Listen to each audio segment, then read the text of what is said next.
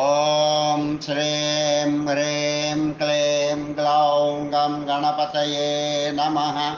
వరవరద సర్వజనం మే వశమానయ స్వాహా. ఓం ఐం హ్రీం శ్రీం శ్రీమాత్రే నమః. శివశక్త్యైకరూపిణ్యై ఓం నమః శివాయ. ఓం ఓం ఓం ఓం శ్రీ గురుభ్యో నమః. ముగిలిచర్ల వేణుగోపాల దత్తాత్రేయ నమః. ఓం శ్రీమాత్రే నమః. అమ్మదయ ఉంటే అన్నీ ఉన్నట్లే. అతని పేరు హరిచరణుడు. అయినా అందరూ అతన్ని దుర్గాదాసు అని పిలుస్తూ ఉంటారు. అవశ్యం అందుకేదో కారణం ఉండాలి కదా. గురుదేవుల సన్నిధానంలో అతడు ఉపదేశం పొందే సమయంలో ఆ మహాత్ముడు, నాయన సర్వకాల సర్వావస్థలలోనూ దుర్గా దుర్గా అని జపించాలి అన్నాడు. దుర్గా దుర్గేతి దుర్గేతి దుర్గానామ పరం మను యో జపే సతతం చండీ జీవన్ముక్త సమానవః. అమ్మ చండీ చండీ దుర్గా దుర్గా అన్న నామమే పరమమంత్రం. ఈ నామాన్ని నిరంతరం జపించే మానవుడు జీవన్ముక్తుడవుతాడు అని గురుదేవుడు పలికిన వచనాలు విన్న క్షణం నుంచి హరిచరణుడు దుర్గా దుర్గా అమ్మా దుర్గా అని అనడం ఆరంభించాడు. ఉదయాన దుర్గా దుర్గా అంటూ లేస్తాడు. నిర్విరామంగా దుర్గా దుర్గా అంటూ స్నానం చేస్తాడు. పూజాంతంలో దుర్గానామాన్ని జపిస్తూ గాజుల మూటను భుజాన వేసుకొని బయటకు వెళ్తాడు. హరిచరణుడు గాజుల వ్యాపారి.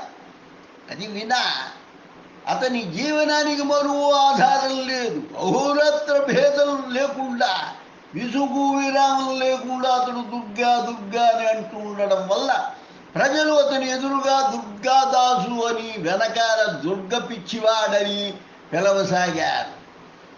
ఎవరి మాటలు హేళనలు లెక్క చేయకుండా అతడు తన్మయత్వంతో దుర్గానామాన్ని స్మరించుకుంటూ పోతూ ఉన్నాడు.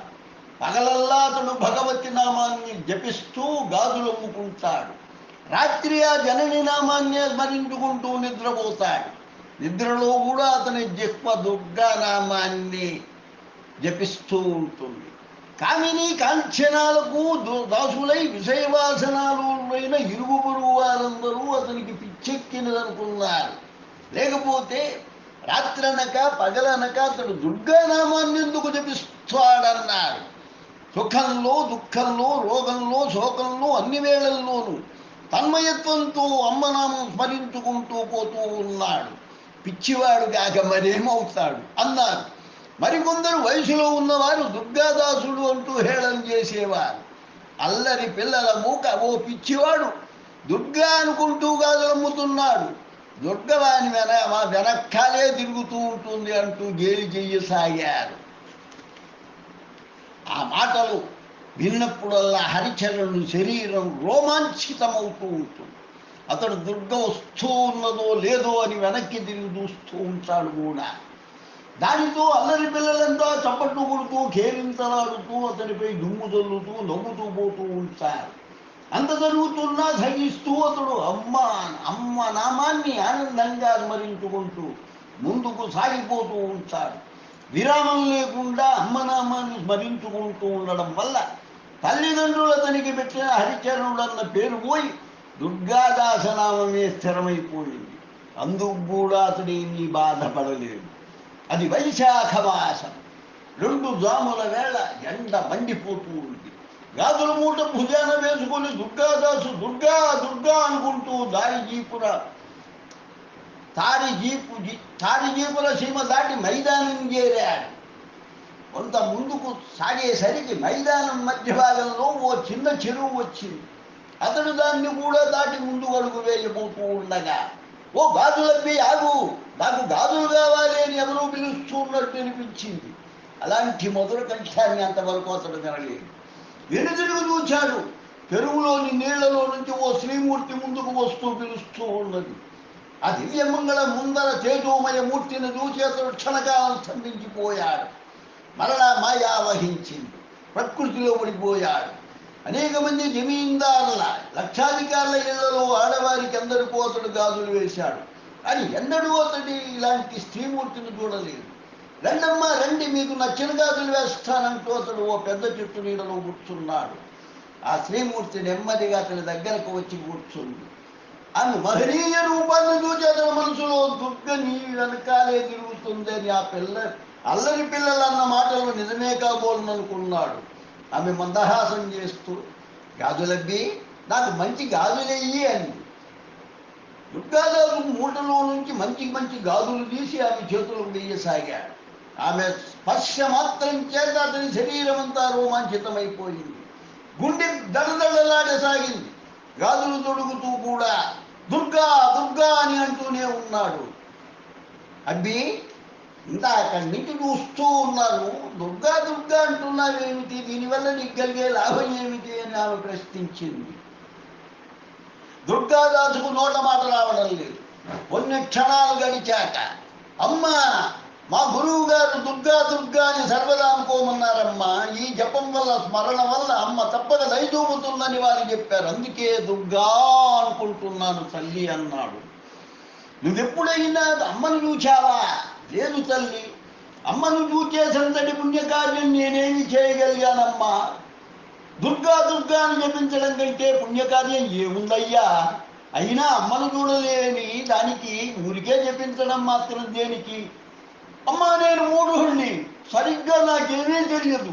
నామాన్ని జపించినంత మాత్రానికే దర్శన భాగ్యం కలిగేటట్టయితే అవశ్యం ఇంకా జపిస్తాను. గాజులు తొడగడం అయిపోయింది.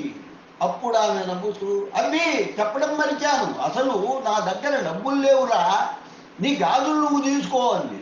ఎందుకో తెలియదు దుర్గాదాసు ఉదాసీనుడైపోయాడు. అమ్మా తీయకమ్మా తీయకు, నీ స్త్రీజాతి అంతా సాక్షాత్తు భగవతీ స్వరూపమే కదా, మీ చేతుల నుండి నేను గాజులు తిరిగి తీయలేను, నాకు వీటి ధర ఇవ్వనక్కర్లేదు లేకు అంటూ అతడు మూటలు సర్దుకోసాగాడు. అబ్బి నీకు డబ్బులు ఇవ్వకుండా గాజులు వేయించుకోను సరేలే, ఓ పనికి మా నాన్నగారి పేరు ఉమాపత భ్రష్టాచార్యులు వారు, వారిని అడిగి డబ్బు తీసుకో. మీ అమ్మాయి గారు గాజులు వేయించుకున్నారు, డబ్బులు ఇవ్వమన్నారని చెప్పు. వారు నాకు అసలు ఆడపిల్లలు లేరంటారు, కానీ నువ్వు వారి మాటలు నమ్మకు. ఇప్పుడే గాజులు వేసి వస్తే అసలు అమ్మాయి లేదంటారేంటాను. అంతతో ఊరుకోకు, దుర్గామాత విగ్రహం కింద ఉన్న కుంకుమ భరిణలో ఒకే ఒక ₹1 ఉంది, తీసి ఇమ్మన్నానని చెప్పు వెళ్ళు అంది. ఇప్పుడే వెళ్తానమ్మా అంటూ దుర్గాదాసు వెళ్ళిపోయాడు. ఆ శ్రీమూర్తి మరలా చెరువులోని నీళ్లలోకి దిగిపోయింది. ఉమాపద భట్టాచార్యుల వారికి అప్పు ఇస్తే తిరిగి రాదని తెలిసి కూడా ప్రజలు ఆయనకు అప్పులు ఇస్తూ ఉంటారు. మొదటి నుండి ఆయన పరిస్థితి అలాంటిది కాదు.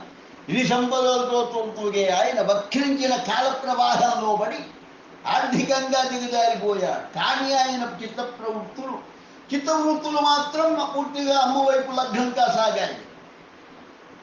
స్వగృహంలో ఆయన దుర్గామాత విగ్రహాన్ని ప్రతిష్ఠించుకున్నాడు. ఆత్మలో పూజా చింతనంతోనూ బాహ్యంలో సద్గ్రంథావలోకంలోనూ ఆయన సమయం అధికంగా గడిచిపోయేది. ఆయన భార్య అన్నపూర్ణ సహధర్మచారిణిగా పేరు తెచ్చుకున్నది. 5-6 ఏళ్ల వయస్సు గల శివరాముల కుమారుడు దుర్గా దుర్గా అంటూ భజన చేస్తూ నాట్యమాడుతూ ఉంటే చూసి తల్లిదండ్రులు ఆనందాశ్రవులను చుట్టుకుంటూ ఆనంద పరవశులు అవుతూ ఉండేవారు. క్రమక్రమంగా వారి భోగవాసనలు క్షీణించసాగాయి. ఉమాపద భట్టాచార్యుల వారు నిత్యం బ్రాహ్మీ ముహూర్తానికి ముందుగానే లేచి దుర్గా దుర్గా అనుకుంటూ స్నానం చేసి ప్రాతః సంధ్యాదులు పూర్తి చేసుకొని భగవద్గీత చండీ స్తోత్రాదులను పారాయణ చేసుకుంటూ ఉంటారు. పూజ అవనాదులైన తరువాత అమ్మవారికి నైవేద్యం పెట్టి బలి వైశ్వ దేవ గోగ్రాసాదులర్పించి అతిథులు ఎవరైనా వస్తారేమోనని నిరీక్షిస్తూ ఉంటారు.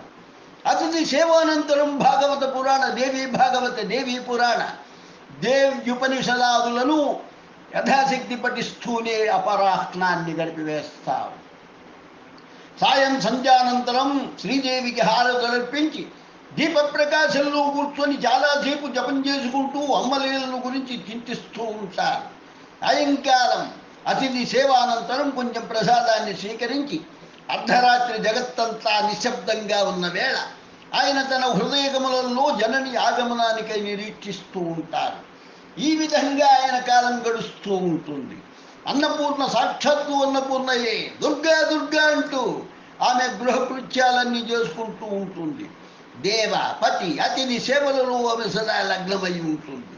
దుర్గానామ జపరహితంగా ఆమె జిహ్వ క్షణం కూడా ఉండదు. భట్టాచార్యుల వారు ధనాన్ని సంపాదించాలన్న ప్రయత్నాన్ని ఎన్నడూ చేయలేరు. దానితో దరిద్రం పెరిగిపోసాగింది. తీవ్ర దారిద్ర్య స్థితి మనస్సులో ఎన్నడైనా మెదిలితే ఆయన మనస్సులోనే గుసగుసలాడుతూ భవానీ చరణ కమలాలను స్మరించే నీకు సిరి సంపదలు ఎలా లభిస్తాయి? ఆ పాదరాజీవాలు సంపదలను నాశనం చేసేది కాకపోతే శివదేవుడు శ్మశానవాసి ఎందుకు అవుతాడు అని తన్మయత్వం చెందే ఆయనకు దరిద్ర విషయం స్మృతిలో ఉండేది కాదు. ఉండుండి ఆయనకు సందేహం కలుగుతూ ఉండేది. ఇష్టదేవత దర్శనం భక్తులకు భావరూపంలోనే అవుతుందా లేక స్వభావ రూపంలోనే అవుతుందా అని, కానీ దానికెన్నడూ ఆయనకు సమాధానం దొరకలేదు. దరిద్రం కారణంగా అప్పులు బాగా పెరిగిపోవడంతో ఇక అప్పులు చెయ్యను, ఎవరిని యాచించను కూడా. అమ్మ అన్నం పెడితే తింటాము, లేకుంటే పస్తుంటాము. అప్పులు చేసి ఇతరులను ఎందుకు బాధ పెట్టాలి? అమ్మ ఏమి చేస్తుందో చూస్తాను, ప్రాణాలు పోయినా సరే అమ్మను తప్ప ఎవరిని యాచించరు అని నిశ్చయించుకున్నారు భట్టాచార్య వారు. సంధ్యాపూజాధికాలు నెరవేర్చుకొని ఆయన అన్నపూర్ణను అమ్మవారికి నైవేద్యం తెమ్మన్నాడు. కానీ నాడు నైవేద్యానికి ఇంట్లో ఏమీ లేదు. 2 జాములు గడిచిపోయాయి. ఆయన ధ్యానమగ్నుడైపోయాడు. శివరాముడు ఆకలితో గిలగిల్లాడిపోతున్నాడు. దుర్గామాత దుర్గా అంటూ అన్నపూర్ణ అమ్మ నామాన్ని జపిస్తూ. అదే సమయంలో బయట నుండి ఎవరో వచ్చి శివరాం ఓసారి బయటకు రా బాబు అన్నారు. కళ్ళు తుడుచుకుంటూ శివరాముడు బయటకు వెళ్ళాడు. కొన్ని క్షణాలలో మామిడి పళ్ళ బుట్టతో లోపలికి వచ్చాడు. బుట్టను తల్లికిచ్చి అతడు అమ్మ పేరు చెప్పలేదు, ఆయన ఎవరో ఈ బుట్టనిచ్చి వెళ్ళిపోయారమ్మా అన్నాడు. ఆ విషయం తెలుసుకోవడానికి అన్నపూర్ణకు అట్టే సమయం పట్టలేదు. నీళ్లు నిండిన కళ్ళతో ఆ బుట్టను ఆమె అమ్మవారి దగ్గర నైవేద్యం కోసం పెట్టింది. కొంతసేపటికి ఉమాపతుని ధ్యానం భగ్నమైంది. వచ్చేసరికి అమ్మ సమక్షంలో నైవేద్యం పెట్టబడి ఉంది. ఇదంతా ఎక్కడి నుండి వచ్చిందని అతడు భార్యను అడిగాడు. ఎవరో శివరాముడికి ఇచ్చి వెళ్ళిపోయారు అంది అన్నపూర్ణ. ఉమాపతుడు అమ్మ పురుష రూపంలో కూడా వస్తుందా అనుకున్నాడు. ఆయన కనులు చెమ్మగిల్లాయి. ఆయన దుర్గాదేవికి మహానందంగా నైవేద్యం సమర్పించాడు. అన్నపూర్ణ అమ్మ శివరాముడికి మాత్రమే ఆహారం పంపింది. మనం ఉపవాసం చేద్దామన్నాడు. ఆనాడు అలాగే గడిచిపోయింది. మరునాడు మధ్యాహ్నం వేళ ఎవరో వచ్చి శివరామునికి ఓ చెంబుడు పాలిచ్చి వెళ్ళిపోయారు. ఆ క్షీరాలే అమ్మకు నైవేద్యం సమర్పించబడగా వాటితో శివరాముడికి ప్రాణాలు రక్షించబడ్డాయి. ఆ భక్త దంపతులు నాడు కూడా ఉపవసించవలసి వచ్చింది. 3వ రోజు పూజ అయింది. 2 జాములు గడిచాయి. ఆకలితో శివరాముడు గిలగిల్లాడుతూ ఏడవసాగాడు. ఎన్ని చెప్పినా వాడు ఊరుకునేలా లేడు. ఉమాపతుడు అమ్మ విగ్రహం చేసి చూస్తూ జనని అసలు నువ్వు ఉన్నావా అని ప్రశ్నించాడు. దుర్గామాత అధరంపై ఓ క్షీణ హాసరేఖను చూస్తూ ఉన్నట్లు అనిపించింది. అదే సమయంలో బయట నుంచి ఎవరు భట్టాచార్యుల వారు ఉన్నారా అని పిలిచినట్లయింది. ఉమాపతుడు బయటకు వచ్చి చూచాడు. విచార్హులైన సన్యాసులు 3 నిలబడి ఉన్నారు. ఆయన పరిగెత్తుకొని బయటకు వచ్చి ఆ 3 లోపలికి తీసుకువెళ్ళి వారి పాదాలు కడిగి సుఖాసీనుల్ని చేసి విసనకర్రతో వీచసాగాడు. అంతలో వారిలో ఒకరు అందుకొని ఆర్య, నిన్నటి నుండి మాకు ఆహారం లేదు, చాలా ఆకలితో వచ్చాము, మాకు భిక్షనీయగలిగితే నీకు శుభం జరుగుతుంది అన్నాడు. ఉమాపతుడి నెత్తి మీద ఆకాశం విరిగి పెట్టినట్లయింది. ఇప్పుడేం చేయదు, అతిథుల్ని సేవించేది ఎలాగా? ఇంట్లో ఏమీ లేవే, ఎలాగో ఏమిటో ఏం జరుగుతుందో కదా అనుకుంటున్నా ఆయన కన్నుల నుండి అశ్రువుడు దారులై ప్రవహించసాగాడు.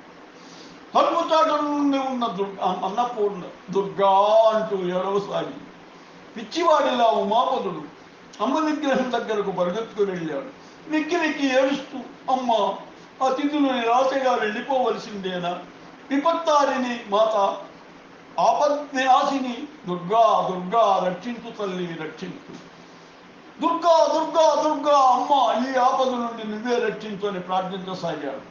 బయట నుండి సన్యాసులైన అతిథులు, మహాశయ, మమ్మల్ని ఉండమన్నారా వెళ్ళమన్నారా అని ప్రశ్నించసాగారు. ఉమాపదుడి పిచ్చివాడైపోతున్నాడు. ఇంటి నుండి అతిథులు వెళ్ళిపోతున్నారు. ఏం చేయుదును? ఎవరిని ప్రార్థింతును? ఎవరిని ప్రార్థింతును? ఎవరిని యాచించను అని అమ్మ పాదాల దగ్గర శపథం చేశాడా? బయట నుండి అతిథులు మరలా పిలుస్తూ, ఏమయ్యా, కాలదోహంతో ఉన్నావు, కనీసం మంచినీళ్ళైనా ఇప్పించన్నారు. అక్కడ అన్నపూర్ణ కూడా అమ్మ పాదాల దగ్గర పడి ఏడుస్తూ ఉంది. అన్నపూర్ణ, ఇల్లంతా వెతికి ఏ కొంచెం ఉన్నా తీసుకురా, నేను మంచి నీళ్లు తీసుకుపెడతాను అంటూ ఉమాపదుడు నీళ్ల కుండకేసి వెళ్ళేలోగానే ఓ పిల్లి ఆ కుండ మీద పడి దాన్ని బద్దలు కొట్టేసింది. ఆహా, ఏలాంటి పరీక్ష! ఇంట్లో ఇక చుక్క నీళ్లు కూడా లేవే. చీ చీ, ఇలాంటి బ్రతకడం కంటే అమ్మ సన్నిధిలో ఆత్మహత్య చేసుకోవడం మంచిది. ఇలాంటి మహాత్ములైన అతిథులు నిరాశగా వెళ్ళిపోవడం నేను చూడలేను అనుకుంటూ ఉమాపదుడు పూజా మందిరంలో అమ్మ చేతిలోని పాసం తీసుకుని ఆత్మహత్యా ప్రయత్నం చేయసాగాడు. సరిగా అదే సమయంలో దుర్గాదాసు వచ్చి, భట్టాచార్య గారు ఏం చేస్తున్నారు? ఓసారి బయటకు వస్తారా అని గట్టిగా పిలవసాగాడు. దానితో ఆయన పాసం విసిరేసి, పిలిచేదెవరూ చూచి వచ్చిన తరువాత కొత్త స్థానం అనుకుంటూ బయటకు వచ్చాడు. ఆలస్యం కావడంతో అతిథులతో సహన శక్తి నశించసాగింది. బాబు, విషయం ఏమిటో చెప్పండి అన్నారు. ఉమాపదుడు చేతులు పట్టుకు, మహాత్ములారా, దయచేసి మరి కొంచెం సేపు నిరీక్షించండి అంటూనే బయటికి వెళ్ళాడు. తీరా గుమ్మంలోకి వెళ్ళేసరికి, అయ్యా, మీ అమ్మాయి గారు గాజులు వేయించుకున్నారు, ₹1/2 మిమ్మల్ని అడిగి తీసుకోమన్నారు. బాబు, ఇస్తారా అన్నాడు దుర్గాదాసు. ఉమాపదుడు ఆశ్చర్యపోతూ, ఏమిటయ్యా, నాకు అసలు ఆడపిల్లలే లేరు అన్నారు. తమరిలా అంటారని ఆ తల్లి ముందే చెప్పింది. మీ మాటలు వినిపించుకోవద్దని కూడా చెప్పింది. అసలు ఆ అమ్మాయిని ఎక్కడ చూచావు? మైదానంలో, చెరువు దగ్గర. చిత్రంగా ఉంది. అమ్మాయా? సరే, చూడడానికి ఆమె ఎలా ఉంది? సాక్షాత్తు దుర్గాదేవిలా ఉంది బాబు. అలాంటి రూపాన్ని నేను ఇంతవరకు ఎప్పుడూ ఎక్కడా చూడలేదండి. ఆ చెప్పడం మర్చిపోయాను. మీరు పూజ చేసుకునే దుర్గాదేవి విగ్రహం కింద ఉన్న కుంకుమ భరిణలో ₹1/2 మాత్రమే ఉందని చెప్పి తీసుకోమన్నారు బాబు. ఉమాపదుడు వెంటనే పూజా మందిరం దగ్గరకు వెళ్ళి కుంకుమ భరిణి తెరిచి చూచాడు. ఇతంగా ఓ ₹1/2 అందులో తలసల్లాడుతూ ఆడిపోతూ కనిపించింది. దాన్ని తీసి మూత పెడదామని చూస్తే అందులో మరో ₹1 ఉంది. దాన్ని తీసేసరికి మరొకటి ఉంది. అది తీస్తే ఇంకోటి ఉంది. ఏమిటి ఈ చిన్న భరిణిలో ఇన్ని రూపాయలు ఎలా అక్షయంగా వస్తున్నాయి? మహేంద్రజాలంగా ఉంది అనుకుంటూనే అమ్మ విగ్రహం చేసి చూస్తూ, అమ్మ, ఏమిటి మాయా అన్నాడు. అదే సమయంలో బయట నుండి ఎవరో వచ్చి, భట్టాచార్యుల వారు ఉన్నారా అని ప్రశ్నించగా ఆయన లోపల నుండి, వస్తున్నానండి అంటూ బయటకు వచ్చి చూచేసరికి ఓ పెద్ద పాత్రలో 10 మందికి సరిపడే భోజన సామగ్రితో ఓ అపరిచిత వ్యక్తి నిలబడి ఉన్నాడు. అతడు ఉమాపదుడికి వినయంగా నమస్కరించి, అయ్యా జమీందారు గారు, అమ్మ నైవేద్యాదులకై ఈ స్వయం పాకం ఇచ్చిరమ్మన్నారండి అని వెళ్ళిపోయాడు. అందులో ఉప్పు, పప్పు, బియ్యం, పళ్ళు, కూరలు, మధుర పదార్థాలు, నూనె, నెయ్యి అన్నీ ఉన్నాయి. అవి చూచేసరికి ఉమాపదుని నోట మాట రావడం లేదు. క్రమంగా కంఠం గద్గదం కాగా, అమ్మా దుర్గాభవాని కరుణామణి తల్లి అంటూ వెక్కి వెక్కి ఏడవసాగాడు. వెంటనే ధైర్యం తెచ్చుకొని అక్కడ నుండే అతిథుల్ని పిలుస్తూ, మహాత్ములారా, మీకు ఇప్పుడే క్షణాల మీద భోజనానికి ఏర్పాట్లు చేస్తానంటూ లోపలికి వచ్చి చూచేసరికి అక్కడ ఎవరూ లేరు. అతిథులు విముకులై వెళ్ళిపోయారు కాబోలు అనుకుంటూ సింహద్వారం దగ్గర నిలబడ్డ దుర్గాదాసు దగ్గరకు వచ్చి, బాబు, ఇలా ఎవరైనా సన్యాసులు వెళ్ళారా అని ప్రశ్నించాడు. అయ్యా, ఈ ఇంట్లోంచి ఎవరూ బయటకు వెళ్ళలేదు అన్నాడు దుర్గాదాసు. అయితే నా దృష్టి భ్రమించలేదు కదా, జాగ్రత్త అవస్థలో నేను స్వప్నం చూడలేదు కదా. అమ్మా దుర్గా, ఏమిటి నెల తల్లి, దుర్గా, దుర్గా, దుర్గా, ఈ పరీక్ష, ఈ అనుగ్రహం ఏమిటమ్మా అంటూ ఆయన చంటి పిల్లాడిలా ఏడవసాగాడు. కొన్ని క్షణాలు గడిచాయి. ఉమాపదుడు లేచి పళ్ళు మిఠాయిలు అమ్మకు నైవేద్యం పెట్టి దుర్గాదాసుకు శివరామునికి ప్రసాదం ఇచ్చాడు. తాను మాత్రం చరణామృతాన్ని పానం చేశాడు. దుర్గాదాసు భోజనం చేసిన తరువాత అతని చేతులు 100 రూపాయలు పెట్టి, రా బాబు, నువ్వు మా అమ్మాయిని చూచిన చోటకు వెళ్తేనే నన్ను తీసుకెళ్ళు అన్నాడు. దుర్గాదాసు ఆశ్చర్యానికి అద్దులు లేవు. అతిథులుగా వచ్చిన సన్యాసులు 3 ఇంట్లో ఉండడం అతను చూచాడు. కానీ వారు ఎక్కడికి వెళ్ళింది, ఏమైంది అతడు నిశ్చయం చేసుకోలేకపోతున్నాడు. 2 మైదానంలోని చెరువుకేసి వెళ్ళారు. ఎక్కడ చూచావయ్యా అని అడిగాడు ఉమాపదుడు. ఇక్కడే బాబు, ఈ గట్టు మీదే అన్నాడు దుర్గాదాసు. కానీ ఆ గట్టు మీద ఎవరూ లేరు. అమ్మ అవిశ్వాసి యొక్క అవిశ్వాసాన్ని చూర్ణం చేసి ఎక్కడ దక్కున్నావమ్మా, ఒకే ఒక్కసారి దర్శనమియ్యి అంటూ ఉమాపదుడు వ్యాకులుడై అమ్మా అమ్మా అని పిలవసాగాడు. తాను గాజులు వేసినది ఎవరికో దుర్గాదాసు అప్పుడు అర్థమై దుర్గాదాసుకు ఇప్పుడు అర్థమైంది. అతడు కూడా ఏడవసాగాడు. అరే, అమ్మను చూసి మాట్లాడి కూడా నేను గుర్తించలేకపోయానే. అమ్మా, నువ్వు స్వయంగా గాజులు వేయించుకున్నావు కదా, ఒకేసారి మాట్లాడవమ్మా అంటూ అతడు పిచ్చివాడిలా నేలబడి అటు ఇటు పొగసాగాడు.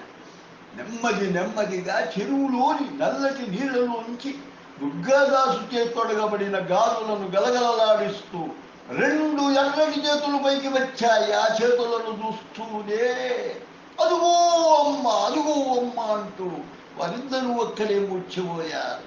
అమ్మ దయ ఉంటే అన్నీ ఉన్నట్లే కదా. ఓం ఐం హ్రీం శ్రీం శ్రీమాత్రే నమః.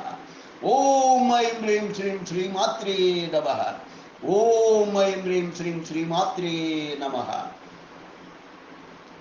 గళం దైవజ్ఞాని అభినవ శ్రీ విద్వాన్ కోశ్రీ సేకరణ,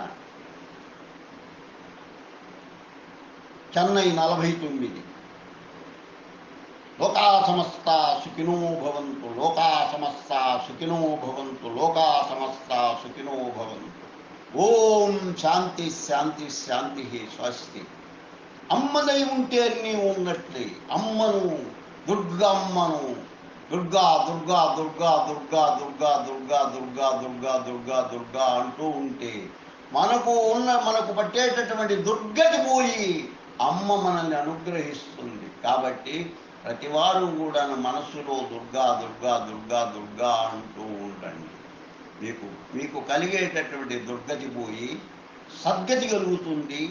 మీ ఇంట ఆనంద ఆయురారోగ్య ఐశ్వర్యాలు వెల్లివిరుస్తూ ఉంటాయి. శుభం భూయా. స్వస్తి.